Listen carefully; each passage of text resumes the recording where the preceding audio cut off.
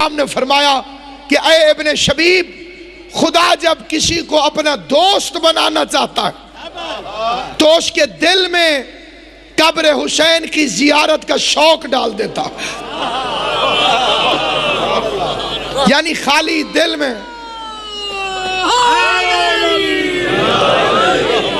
اگر دل میں خالی قبر حسین کی زیارت کا شوق ہو، سمجھو اللہ کے دوست ہو۔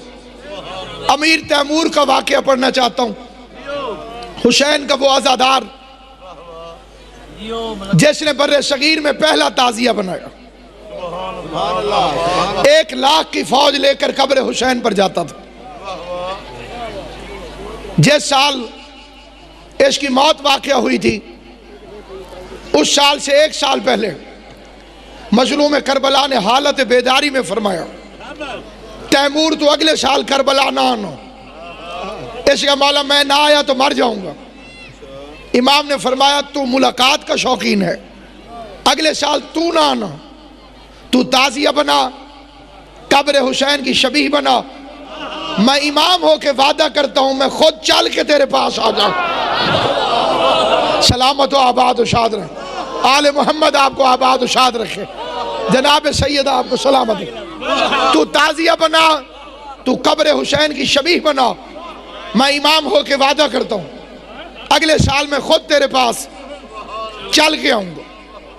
اس لیے تعزیہ کو دشمنان آل محمد کہتے ہیں تیموری بدعتیں، کیونکہ اسے امام نے حکم دیا تھا کہ تو تعزیہ بنا، تو قبر حسین کی شبیہ بنا۔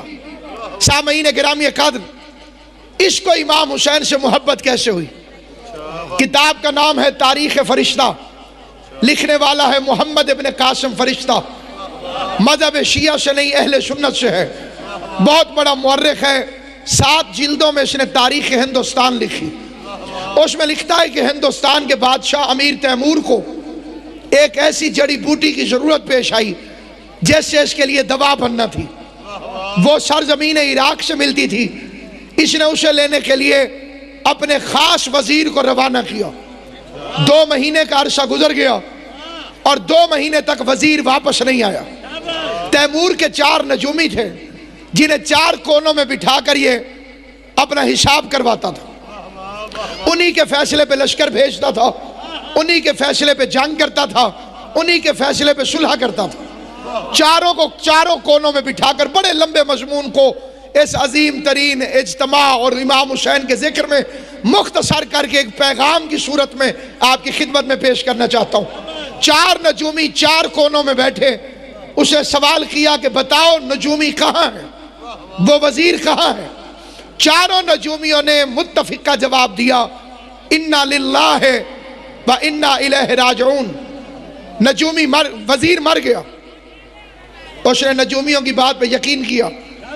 1 مہینے کے بعد وہ وزیر صحیح سلامت واپس آ گیا، جس کے لیے 4 نجومیوں نے کہا تھا کہ مر گیا۔ بادشاہ نے پہلا حکم دیا ان کی گردنیں اڑاؤ، انہیں زندہ رہنے کا حق نہیں۔ کیوں؟ اس لیے کہ ان کے کہنے پہ میں ہر کام کرتا ہوں، انہوں نے تو مجھے غلط اطلاع دی، آئندہ بھی مجھے مروا دیں گے۔ یہ کہتے تھے وزیر مر گیا اور وزیر زندہ واپس آ گیا۔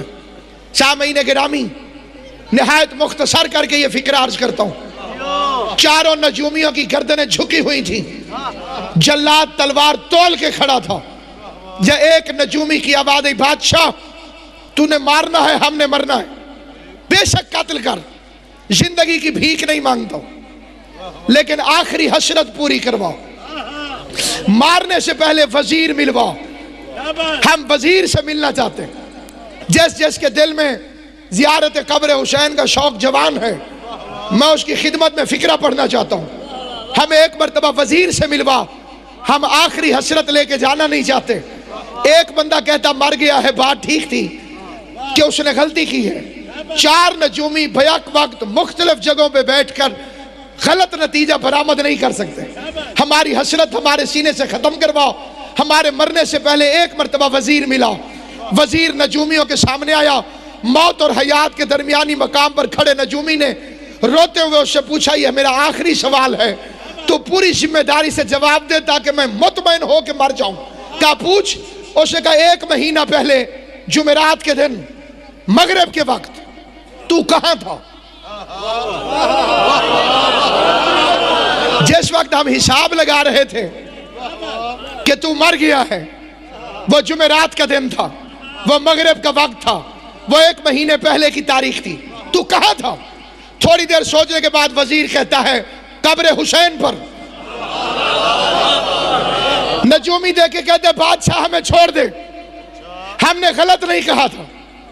اس نے کہا تم کہتے تھے مر گیا، یہ کہتا ہے میں کسی قبر حسین پہ تھا.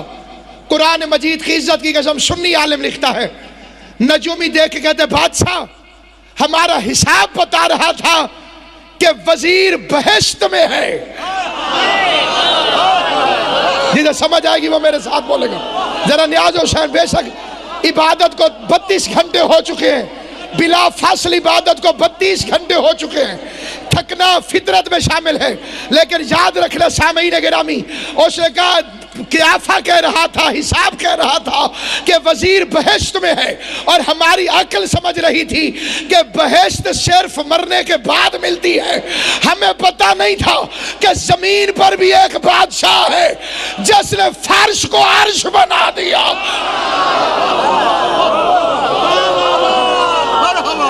بسم اللہ.